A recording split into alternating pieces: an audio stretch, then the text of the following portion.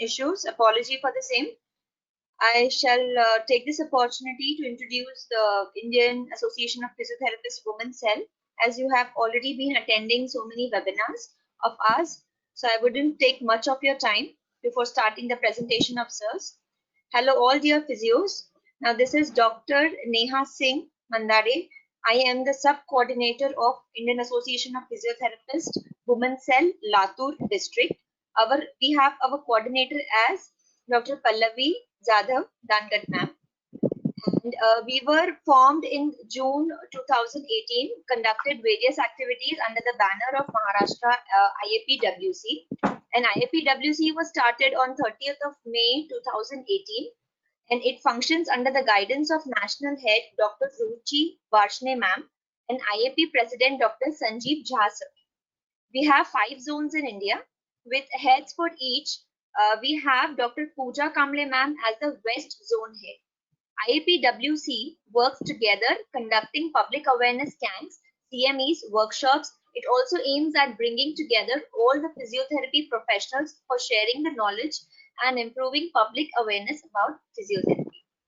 The state team of IAPWC Maharashtra also includes state coordinator as Dr. Suvarna Ganveer ma'am, joint coordinator headed by Dr. Snehal Patel, and sub-coordinator as Dr. Uttara Mohan, Dr. Nirali Sanghvi, and Dr. Priya Karande.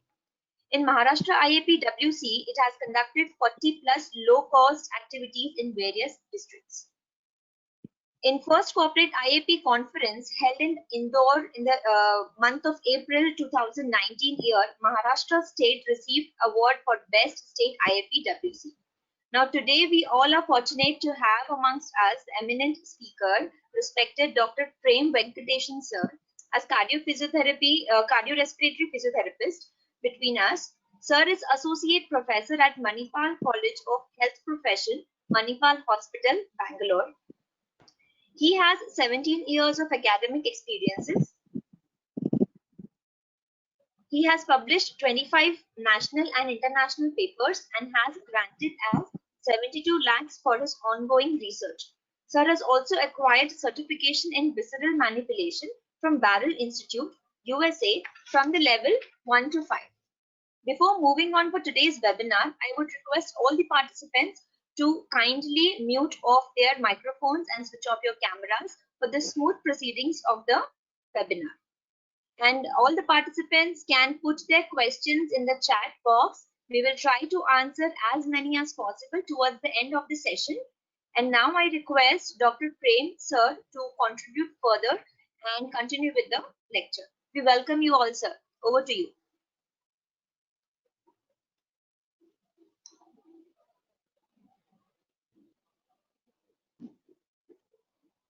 Hello. Yeah. Good evening, all. Good Thanks evening, for sir. the introduction. Am I audible? Yes, sir, you are. Okay, just let me know if I'm fast or can't hear properly. Okay, so thanks for the introduction. Happy to be amongst you. So we have chosen a topic of visceral manipulation, and I'm sure most of us know whoever is attending is clinician, and so that's where I think the interest comes. So why visceral manipulation? So I'll just try to share my screen.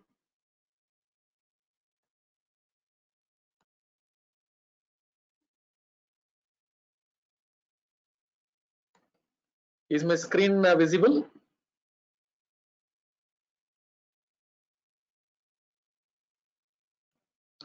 Is my screen visible? Yes, sir, visible. Okay. You can keep it as slideshow mode, sir, full screen. Okay, so I'm just trying to close this like yesterday. Yeah, got it. So is it visible, right? Yes, sir. Yes. Okay, so the topic is visceral manipulation. So you can think like, no, why visceral manipulation? Because as a physiotherapist, already we are bombarded with so many approaches, like, articular, muscular, neural. So you've got so many approaches. Again, we are adding complexity to adding, visceral to it. Okay, why? So because if you see as a, person, when you treat the patient, with a back pain or a knee pain or a hip pain or a neck pain, they come with the visceral organs. Okay, they don't keep away the visceral organs and then come to us. So they come as a whole. So when they come as a whole, it's not like all the tissues, all the organs are interconnected, and then they are again connected to your back, neck, to your hip. So which can definitely make a make a referred pain, or because of visceral you can get a muscle pain. So those connections exist. Okay, and coming to the objectives today, what we are going to see today, we'll see what is a movement system. That's what as a physiotherapist we are interested. Okay, why visceral? Out of all the systems, why we are interested in visceral? And I'll discuss about cases which I have seen, and then end the session with what is the mechanism, how it works. So coming to, before start with the contents, I'll just share with a case history. This is a male patient who's age 19 years. This patient I have seen, I think 4 months back. 19 years old male, and he's a student studying a engineering college, and his chief complaint was pain over the left chest for past 2 months, and there was no history of trauma, and except one significant history, he lost his father 4 months back, and the pain was gradual in onset.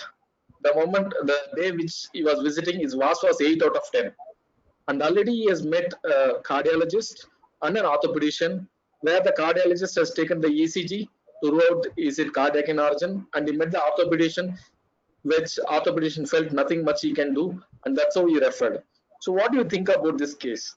Is this patient belong to us, or we need not worry about this patient? What are your thoughts? No, you can just put it in the chat box.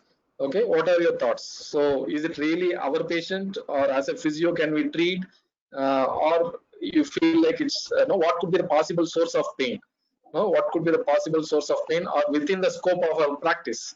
Is it within the scope of our practice? So these are the questions which comes into the mind, and you can see the only significant factor is the loss of his father, and then the pain started. So that's the only clue we have got from the history, and it looked like some kind of emotions which could be possibly so we will go through the as we go through, we'll find out how the emotions can affect the organs, and we'll see how, and again we'll come back to this case. By the time we finish our presentation, we'll come back to this case, what was done, what was the finding, and what was the treatment, and what was the outcome. We'll look into it.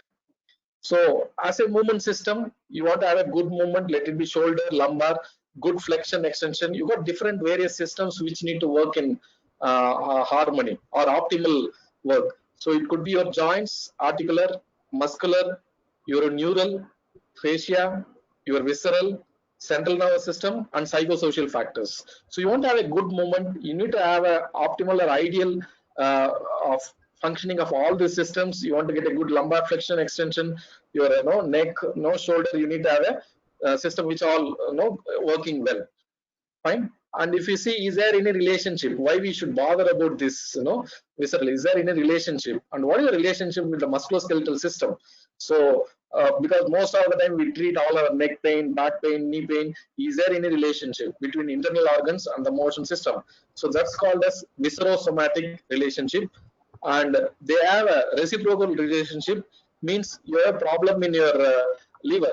Okay, it can have a referred pain at your back. Okay, you have a problem in the gallbladder, still you can get a referral pain because of your nerve roots. Okay, you can have a referral pain at your back. Okay, gallbladder, cecum. You can have a referral pain at the back. Fine, that's and it has a reciprocal relationship, not only one way. Even you have a problem, it starts with the muscle. Okay, there is no problem with the viscera, but it starts with the muscle. Still, the person has some pain in the anterior abdominal wall. So it can be either way. Either problem started with visceral, and person might present with back pain like that, or patient might have because of the interneuron connections. You can have this reciprocal relationship which is happening, which we can most of the time we can pick it up with proper history. Okay, so this is the interneurons, where either your muscle, joints, and then the interneurons which connect to your organs. So for each organ, you can have a referral pain which can happen at the lumbar, thoracic, the sacrum. So you can have those referral pain, and through that, it's possible. Every time we think that it could be a muscle, it could be a joint, it could be a nerve, but keep it in mind, it could be a visceral organ. If it's something going on in the visceral organ, you might have tenderness, you might have your passive accessory movement, you might have your active movements painful in those locations. It's definitely possible. So when most of the time as a physio, we treat somatic pain. So what is somatic pain? That's your pain which starts from your muscle, joint, ligament, nerve, fascia. So we are very good at it. That's a somatic pain. That's what as a physio we do it. Visceral, no, we don't have much exposure in this area, except we learned some physiology during our first year of BPT. After that, I don't think so. It's part of us, and most often we focus more on our muscles, biomechanics, exercise therapy. We go through that. Then, as I said, there could be viscerosomatic, a problem with gallbladder, a problem with cecum, problem with ascending, descending colon, can have a muscle pain, can be at the back, can be at the knee, can have a referral pain. And if we don't understand these connections, again we miss the whole picture, and we treat the knee. And if it's a source is going to be visceral, we miss the whole thing. And as I said, it also can be somatovisceral. It started with the muscle. After that person tells this, we would have seen with the patient. Yeah, I started with back pain. No, this happened, 2-3 months now. Now I have pain in the front or thigh, front of the thigh, front of the hip. And most often we ignore it. We just tell, oh, that's okay, that's nothing to worry, nothing to worry, it's all coming from the back. So we treat that because as a syllabus, we are taught very well about the physical examination of lumbar spine. Okay, so whatever patient says, we tell no, it's okay. We look at lumbar, it's all coming from lumbar, and we can always say that we don't have it in syllabus. But when the patient comes to us, I think patient doesn't know what we read and what we don't know, and definitely we can't tell it's out of syllabus and can't see where could be the possible source. So I'm going to show you some videos where what are the interconnections. So okay, with the back, will the viscera definitely, if you move, does that move the back? No, does it have any connections or not? So we are going to see those connections. Fine, as I said, you can have a localization of visceral patterns. Suppose a person having stomach can have a tenderness at your thoracic spine, T4 to T7. Person with liver and gallbladder problem can have a pain which can be at thoracic 6 and 9, and kidney again thoracic vertebrae T10 to L2. Gynecological organs, so it's quite extensive, L2 to S1, pelvic floor, SI joint, all this you can have a referral pain. That's how you see patients have some gynecological issues, complaining pain everywhere, groin, back, SI joint. So it could be visceral in origin. Okay, and if you see the visceral organs, okay, so at the top, okay, this is a liver, stomach, then you've got a transverse colon. Okay, and if you see, it's all covered with peritoneum. Okay, visceral peritoneum, parietal peritoneum, and the visceral peritoneum goes along the organs, and you can see it's like a package. It keeps covering each region. So if you see, if you move one organ, it's not like you're going to move only one, you're going to move the other areas also. And you can see all this peritoneum posteriorly, you can see it's lying like a bed on the lumbar spine. So you can never say viscera is not part of the back, and when you treat back pain, it's never going to be a source of pain. If you say that, the anatomy is going to be wrong. Its anatomy is always true, and there are connections, and it's true connections. And this again the fascia, which wraps around like a gift wrap, and everything is interconnected. And you move one organ, and a person has undergone some appendicectomy or a hysterectomy, so it can give tension not only in different parts of the abdomen, and also it can go to extremities. It can create that kind of traction. And what is visceral manipulation? Is a gentle, non-aggressive form of manual therapy that specifically targets the internal organs based on their articulation, their support structures, and their physiological functions as well as dysfunction. So same way how we talk about our joints moving, so they have mobility. Okay, so they have seen that how the stomach moves, medial, lateral, superior, inferior.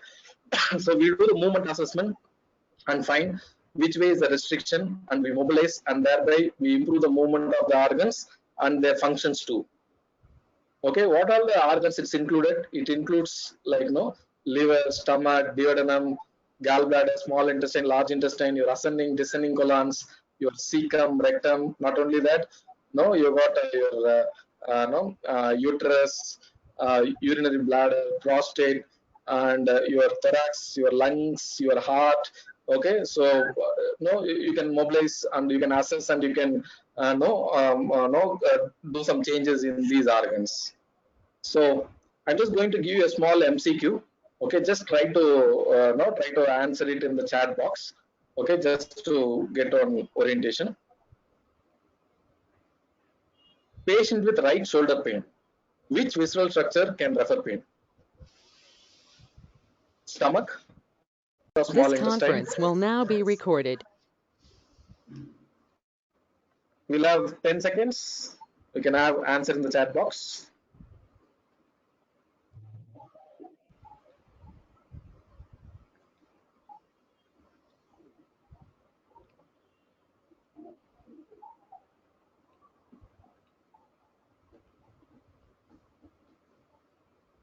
Yes, sir, we have the answer. Almost 99% people have given the answer as 6 minutes. Okay, good. So that's quite big, which is sitting just right underneath our abdominal wall. So quite a huge one. And most often when you mobilize it, lots of patient gets lots of relief for the back pain. Okay, so who started this visceral manipulation? It was coined by a person named Dr. Jean-Pierre Darrel. He is an osteopathic physician and physical therapist. So basically, he was a physiotherapist. After that, he has done an osteopath, right? And how he started this whole concept. Okay, so he used to treat patient. He is from France, so he used to treat patients with back pain, and he treated one patient, and he treated, and he didn't see the patient for next 2-3 months. After 3 months, the patient came back and he asked like, how are you? He said, no, I'm doing fine. I got the relief. Then, oh, that's good. Then he said, it's not because of you. No, it's it's a traditional healer from Alps mountain. So he said they did something on my abdomen. No, my back pain went away. Then he thought, okay, something they would have done. So he thought like, by chance something has happened. So what happens in next 3-4 months, or he gets a kind of similar kind of histories for next 2-3 patients. Then he gets curious. So what's happening? Why you do something on the abdomen and the back pain gets better? Then he starts looking back into the anatomy, and he starts looking at the connections to the heart, to the intestines, to the back. Okay, he starts looking at it, and also he looks at lots of respiratory post people with COPD, people with cadaveric. He goes and looks at the cadavers, and he sees how much changes happen in the lung, and how it puts tractional force on the musculoskeletal system. So that's how slowly he developed this visceral manipulation course. It's completely a kind of anatomy intensive. Okay, so completely, if you want to do this, you have to be sure on your anatomy and where it is, how it is, and it's really anatomy intensive and based on lots of palpation. So why visceral? Out of all, we've got so many systems. Why visceral? Okay, if you think about every system as we age, which system gets affected first? Okay, and if you think about like brain, or heart, cardiac related, can be myocardial infarction. What age it's common? Okay, so most often it is after 50, but nowadays you can see people getting angina or cardiac myocardial infarction at the age of 40 and 30s. Okay, same way neurological, yes, most often should be more than 50 or 60, but nowadays again. So if we look at these systems, if you see musculoskeletal system, yes, the moment the people start doing the work or over stress, postural, then you start with musculoskeletal. But when do you think the gastrointestinal system gets affected? So think about that. When does the gastrointestinal system starts getting affected? If you think about it, it starts much early. Okay, before we realize. You remember about your exam days. You remember about something you have done mistake, and what do you feel? Where do you feel? Some sensations you feel before you wait for your turn in the Viva exam. You sit outside, and what do you feel? Where do you feel? Yeah, you feel like going to restroom, or you feel some gargling in the stomach. You feel your heart rate becoming rapid, so sweating. So all these things, if you see, it all starts much earlier, and there are changes happening in the gastric system which we are not aware. And as you go to the middle age and your work stress, financial stress, lifestyle, most often people develop some kind of acidity, gastritis.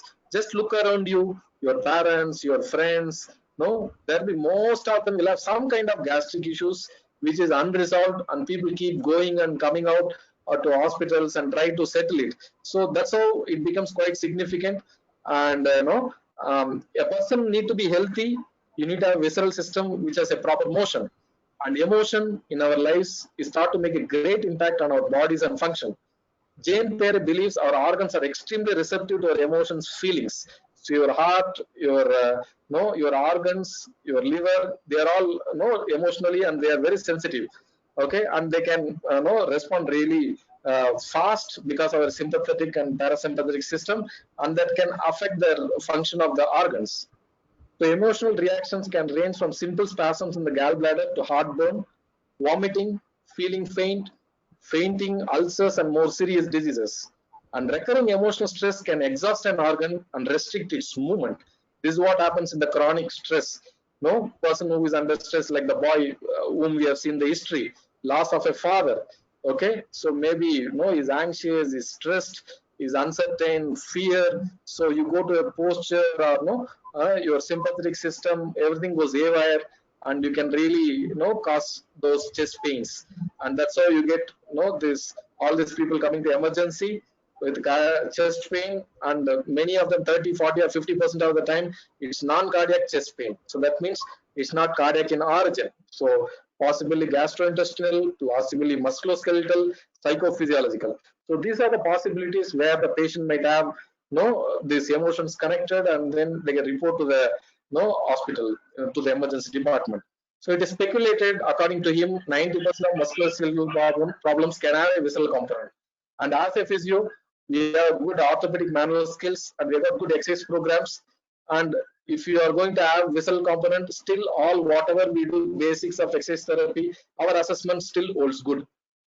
Okay, so as a physiotherapist, we are trained to deal with multiple systems at once, and we have an extensive background in the structures of spine and the extremities, and the joint movements, muscle, okay, nerve, neurodynamics. We have a very good idea. But coming to the visceral, it's not part of our syllabus. Okay, and that's how we lack in that area, and we understand that. I think we can understand the patient better. So I'll share you some 3 case histories, right, which gives you an idea what could be the presentation and how was the outcome. So this is a female patient, 21-year-old, pain at lower thoracic region and rib cage. That is a pain presentation. Lower thoracic region and rib cage on the right side. Okay, and it has been there for last 3 weeks. So that's a pain location. Posterior, lower rib cage. That's a pain location. And onset was gradual. Right thoracic region and rib cage is the location. It's a dull aching pain. It's intermittent in nature. 3 weeks of duration. She didn't give any history of trauma, fall, or injury, and it gets aggravated by forward bending and sitting. And she gets relieved by supine. VAS was 8 out of 10, and irritability was moderate. And while assessing, it went, it indicated to, doesn't look like a musculoskeletal, and indicated to be a liver. And I mobilized the liver. So I treated her 3 sessions. So that's the liver. There are movements which is side bending, rotation. There are movements happening. Liver can move up and down. Okay.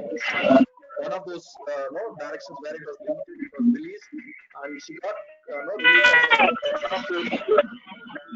release of pain, and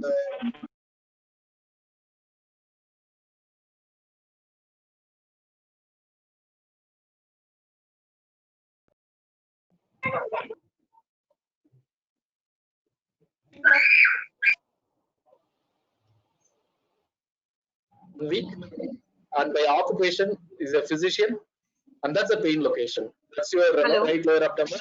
Excuse me, sir. So you were muted for a few seconds, so we couldn't hear the last slide. Yeah. Okay. Last slide is this one. Yes, sir. Yes. Okay, this is a male patient. Okay, age 45 years. Came with chief complaint of pain at right lower abdomen for last 1 week, and by occupation is a physician, which involves lots of sitting work, prescribing. Okay, that's the kind of work, and that's the pain location, right lower abdomen. And then patient and the pain history is it's a gradual in onset, location right iliac region, and it was a sharp pain, intermittent in nature, and gets aggravated by sitting, and also when he moves from sit to stand, and he walks few steps, then he feels better, relieved by walking. VAS was 6 out of 10. Irritability was mild. Being a physician, and also he didn't have any other systemic symptoms like nausea, vomiting, weight loss, no surgical history, and personal history, nothing significant. Medical history, nothing significant. And being a physician himself, he investigated himself. He did a CT abdomen, which came out normal. He did ultrasound abdomen, again it came out normal. Then somehow he reached me, okay, can you do something? Okay, so as a physio, I thought about these things. I think by the time he has gone through all those appendicitis, renal stone. So as a physio point of view, I was looking whether it is psoas major trigger point. It could be a sacroiliac joint dysfunction. It could be a hip pathology, which is referring pain to the right iliac region, or it could be a cecum restriction based on the visceral. It could be a cecum restriction, or it could be a hernia. So based on the assessment, okay, ruling out this not psoas, sacroiliac, hip. Okay, so I came to the conclusion it was a cecum restriction. Fine, and then I treated the cecum. It's done in supine position. There is a mobilization technique which is done for 4 to 5 minutes. Okay, release those soft tissue adhesions. So where is the cecum located? It's starting off your large intestine. That's your ascending colon, transverse colon, descending colon. This is the cecum. So, and there are ligaments which is attached. This is the medial ligament, inferior ligament, lateral ligament. I found this medial ligament was adhesion was there, and when I moved it, he had pain. And when I mobilized it, okay, one session maybe it took 4 to 5 minutes. Okay, and post treatment immediately his VAS was 0, and I made him sit. That is the position because the treatment was running in supine. I made him sit for some time, then 5 to 10 minutes. Then he got up, no pain on sitting, and when transition was there, sitting to standing, again it was pain free. Again after 1 month, I reassessed, or I just checked with him. He said the pain disappeared completely, no pain at rest, and also on sitting and sit to stand. So if it's a right organ, if the source is that, most often the treatment is quite the effect is quite immediate, and we do it, and it's a very soft movement. It's not something vigorous. It's done, but they get a good relief. So this will be the last case, which I think we started with the first case. That's a boy who is 19-year-old student, pain over left chest for past 2 months, no history of trauma. Only significant history is he lost his father 4 months back. So that's quite significant. And it was gradually in onset, was 8 out of 10. And he already met cardiologist taking ECG, looking for cardiac in origin, but nothing was found, nothing significant. And orthopedician he met, he also felt nothing he can do, and he came to the physio. So when I saw him, he looked a bit dull and not communicating much. Okay, you can see there is a huge loss which has happened, and you can see he's not so, and he was very face was totally like sad, and I can see it's not going well in his life. So on palpation, I saw the complaints of the chest wall. The left side chest wall was quite stiff compared to right side, and movement of the thorax are full. So what could be the source and how to treat? So most often, as I said, the emotions, the sympathetic nervous system, and because of your adrenaline, because of your cortisol, all those sympathetic, it leads to your, not only it changes your musculoskeletal system. Your muscles become stiff, okay, and the anxiety, everything contributes to this, and the muscle goes for stiffness. And what I have done is, so lots of stiffness on the left side chest. So you got a mobilization technique where you can release those mediastinum. So this is known as costo-mediastinal recess, where it can be mobilized, and you got a diaphragmatic, costo-diaphragmatic recess which can be released, and you got this endothoracic fascia. So which again there is a mobilization which can be released. okay, through this. And also you got this pericardial ligament. This is your heart, this is your sternum. So this is your yeah, superior part of the sternum, and this is your xiphoid process. So you got a superior sternopericardial ligament, inferior sternopericardial ligament, which can, because of the posture, emotions, dull, you go for forward head posture, your thoracic inflection for a long time, right? These things can go for adhesion and restrict the movement of the chest wall, and thereby you can start getting pain. So I mobilize this, okay, in the first session, and immediately after the session, his VAS came to 5, and by the time he went out of the room, there was a big smile on his face. So again, I repeated this session for next 2 sessions with a gap of 1 week, and by the time we reached third session, the chest pain has completely gone. Then I advised him to go for some kind of aerobic activity, which will make him physical, because he was not physically active at all, and he was in those thoughts. So I advised him to go for more of physical activity, any kind of physical activity, jogging, swimming, whatever works for him. So I advised him. So after that, he did well with.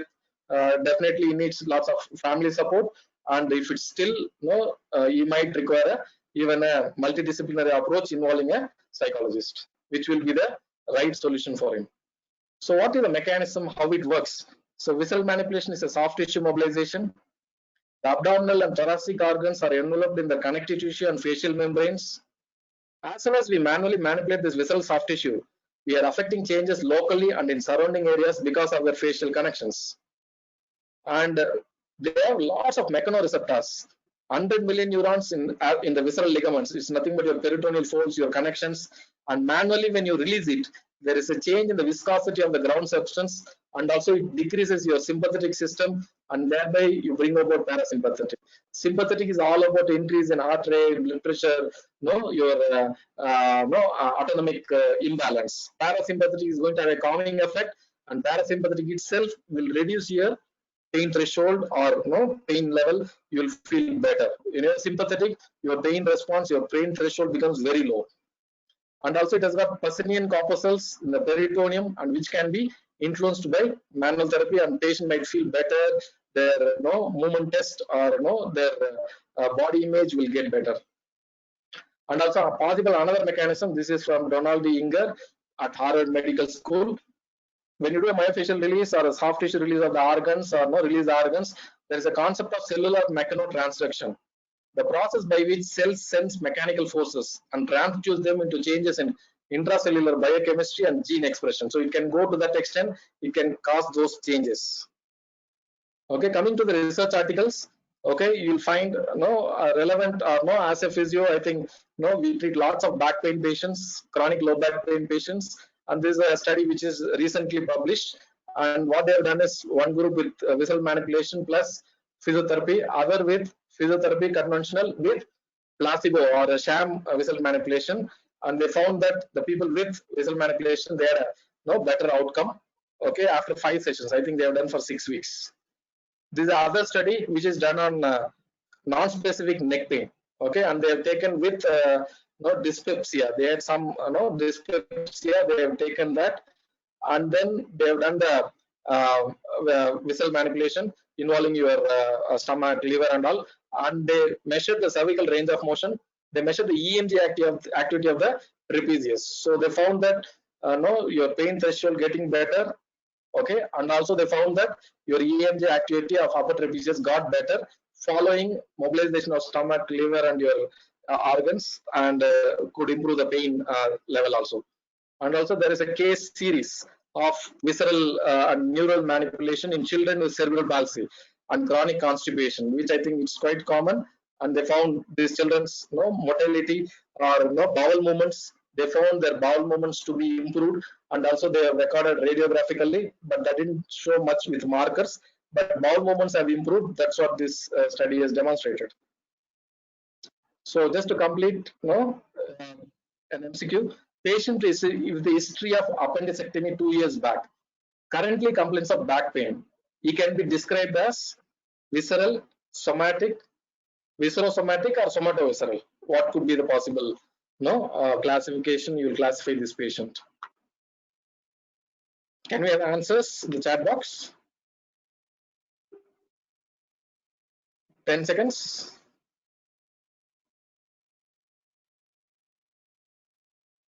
Severe appendectomy, after 2 years, it comes out back. So what could be the possible? No, patient will fall under which classification? Yeah. So all of them are answering option C. Yeah, that's a viscerosomatic. Yes. So patient had appendectomy, maybe after that you would have got some kind of compensations or scar which could have pulled those traction and the peritoneum and loaded the back and started getting the back pain. So if you get a history like this or hysterectomy, patient with hysterectomy, after that 1 or 2 years, patient tells groin pain, patient tells back pain. Okay, patient after upper abdominal surgery, patient having any chronic, ulcerative colitis. So any chronic conditions, after that patient complains of knee pain, back pain. Remember that the source is viscera. You go and treat any amount of muscles, you do tape, you do needle, you do mobilization, you do myofascial release, you are just hitting something which is not the source. Okay, instead you go and do a specific you got the assessment and you do it and you locate the organs, you release it. I think if you do a right treatment, I think the results are amazing and you will see the patients getting better.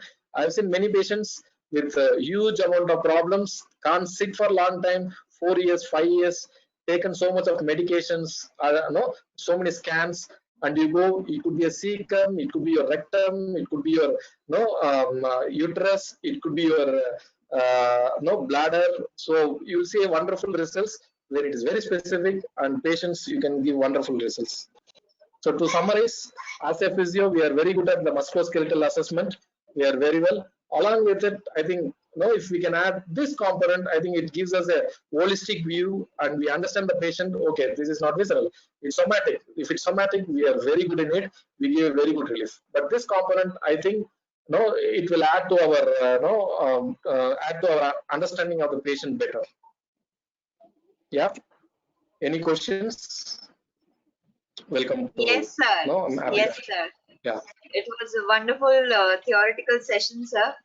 Very many of our participants, they are demanding for the practical demonstration as well.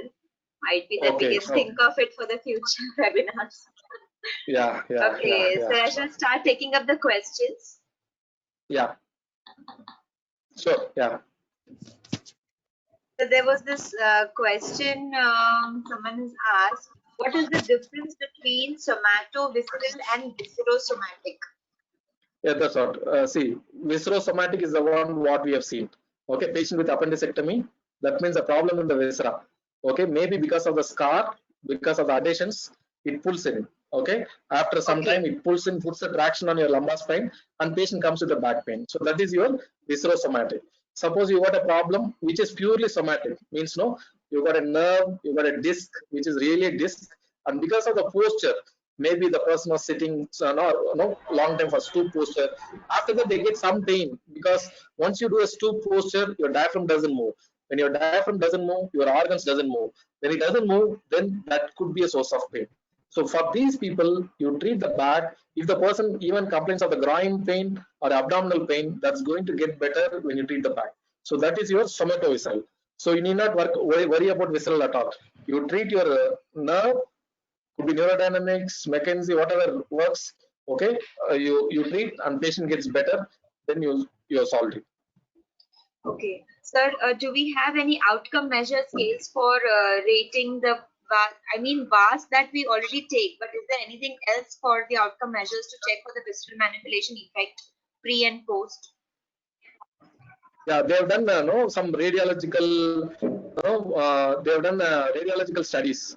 If you go into a website, what I'll advise is just go, it's all freely available. Just put Barrel Institute, www.Barrel Institute. If you go in, there are research articles. There is a big list of research articles, what all the studies done, and you go in there, it's all freely available. There are radiological studies which has been done, and if you see physiotherapy point of view, they have done studies on pressure pain threshold, range of motion. Okay, EMG studies. Okay, so that's what we are interested. Okay, sir, what are the red flag signs in case of this visceral manipulation? When do we go ahead with visceral manipulation, or with what contraindication we should not be giving it for some patients? So basically, any inflammatory disease, Okay, any inflammatory disease, any infections, we don't have any job. If there is any cancer, red flags, no, as we say for our no musculoskeletal, okay, any red flags, again we are not going to treat them. Any acute, suppose the person undergone a no appendectomy, right? No, like 3 weeks, 4 weeks, right? You allow the tissue healing. Okay, after that you touch the patient. So it's similar like how we do our musculoskeletal, right?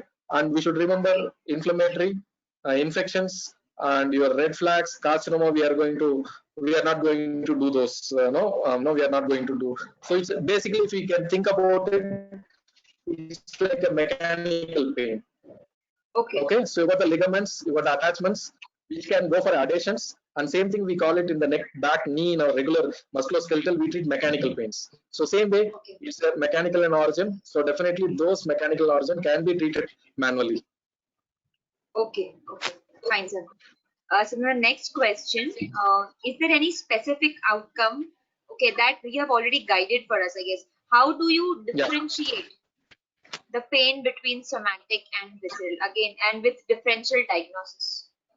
Yeah, that's what, as I said, see, we are very clear with our somatic, right? One thing is we get from the history. Suppose the person gives, I have undergone hysterectomy, right? And then complaints of pain, the back pain or knee pain. So you get as we do our differential diagnosis, you get clue from the history. Then we go for observation. Okay. Then if you see our routine physio, right, we go for isometric muscle contraction. As I said, that patient, with the iliac pain, I went for isometric of psoas major, and I couldn't provoke the pain. Okay, so if it's a muscular, your muscle contraction should provoke the pain. That was not the case. If it's a SI joint, you do the test for SI joint.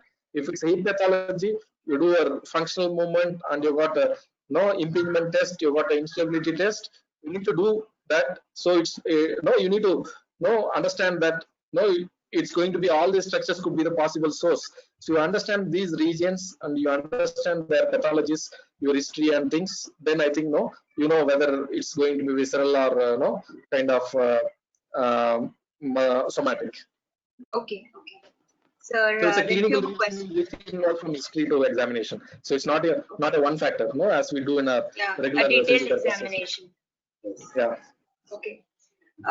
Sir, the next question: can visceral manipulation benefit in hypo or hypothyroidism?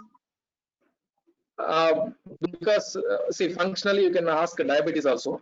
See, diabetes also, pancreas is there. You got, so as I said, the mechanical things it's going to get better. Okay, mechanically, some kind of adhesions, release, but it's not going to be such an extent. You change diabetic patient to normal value. Your blood sugar level comes back. So those kind of things you're not going to see. Okay. So very many very many participants are interested to know that from where can we do the certification for this course of visceral manipulation. Okay, I think they can check the, as I said, Barrel Institute website. Barrel Institute website. I think India, you can check. So people are organizing. So as I said, it is 6 levels course. So I'm practicing this for last 7-8 years. Okay, so I have done till level 5.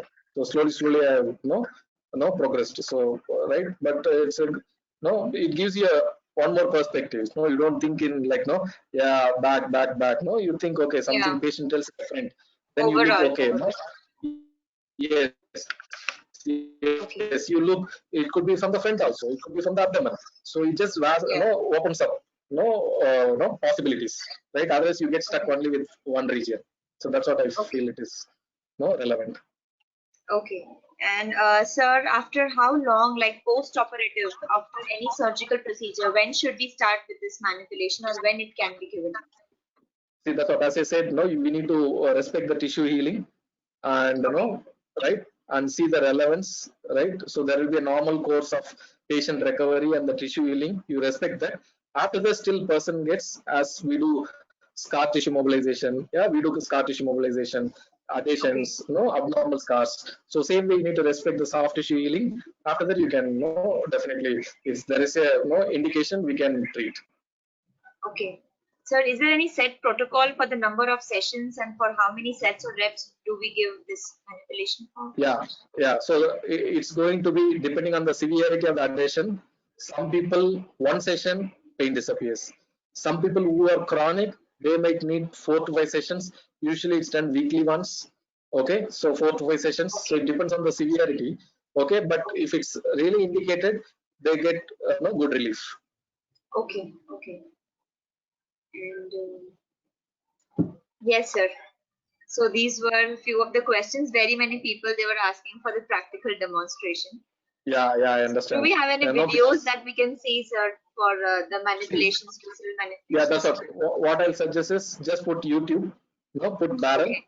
Okay, he has some of the videos, so that is very authentic. So look for him. He is the one who invented it. So look for his videos. But as I said, it's not going to be learned from videos. Okay, you need hands-on because it involves lots of surface anatomy. If when you tell liver, where is the liver located? How to palpate? What are the movements possible? So it involves lots of hands-on. So book, if you have book also, I don't think so you will learn anything from the book. So because it's all hands-on. So that's where I think as a physio, we like to put our hands on the patient, and I think no one else puts hands on that area except the maybe physician and the gastroenterologist will be assessing that. But the way this is going to be assessed, I don't think so any other healthcare professional is going to assess. Yes. So this is an area where we have a scope, and if you see patient with GERD, gastroesophageal reflux disease, that's a huge group of patients who are don't know what to do. Patients, if you see, there are lots of patients with constipation, and you see lots of studies also on that. Fine, and so you got many more applications where you can increase your scope of the practice. So I'm not telling do anything and everything, but relevant to us. And if you see chronic neck pain, whiplash, you won't find much evidence in the physiotherapy management. So there are some ligaments which is attaching to your lung, the vertebrae. So you got many more things which I think could be the source, and you look for it. Then you can become better. Yeah. Yes, sir. Sure, sir. So very many other participants, all of them, they are very much happy with the session. They are telling you with a wonderful session. I would now hand over the screen to Dr. Pallavi ma'am for the vote of thanks. Yeah, so I would like to thank Uttara for contacting IAP Women's Cell of Maharashtra and Latur for making this happen, right? So I also enjoyed sharing with you people. Thanks for the opportunity. Thank you, sir. Thank you, sir. It was a pleasure having you today for this session. Good evening. Hello. Hello. Yes. Hello. Hello. Am I audible? Yes, ma'am. Yes. Yes, ma'am. You are audible. Yes. Good evening. Yes. Thank you. Thank you, sir. Thank you so much. Good evening, all dear physios. This is Pallavi Dangat Zadav, coordinator of Latur IAP team and Women's Cell team. And we have already been provided with a link for in the chat box, and we would be happy and appreciate to receive your feedback for further improvement.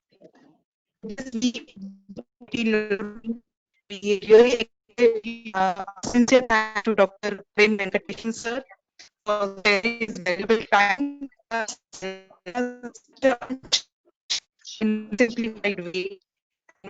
So grateful for his association team. For thanks on our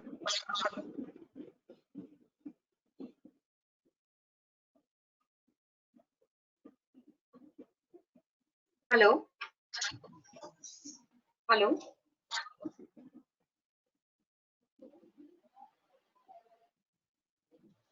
Yes, there was some network problem. Hello, Pallavi ma'am. Yes, I shall just take over onto this. We have provided a link in the chat box session. So I request all the participants to kindly give us a good feedback for the session, that how was it very much supportive for you to hear this webinar. I would take this opportunity and I would acknowledge my sincere thanks to Dr. Prem Venkateshan sir for sparing your valuable time and enlightening us with this such untouched topic in very simplified way. We are also highly grateful to the organizers of this webinar in association with Maharashtra State IAPWC team. And I extend my thanks towards our state coordinator, Dr. Suvarna ma'am, Dr. Snehal, Dr. Uttara, Dr. Priya, Dr. Nirali, and for all the team members for supporting and helping us for this technical aspects of this webinar. We are also highly obliged to receive the overwhelming responses for the registration of this webinar, and we express our sincere thanks to all of you and for all the participants. I also request now, if you have not subscribed to our channel of IAPWC Maharashtra, kindly do that on YouTube channel. We would also appreciate to receive all your valuable feedback for the further improvement. And I once again extend all my greetings to all of you. Thank you so much. Thank you so much, sir, for sparing time with us.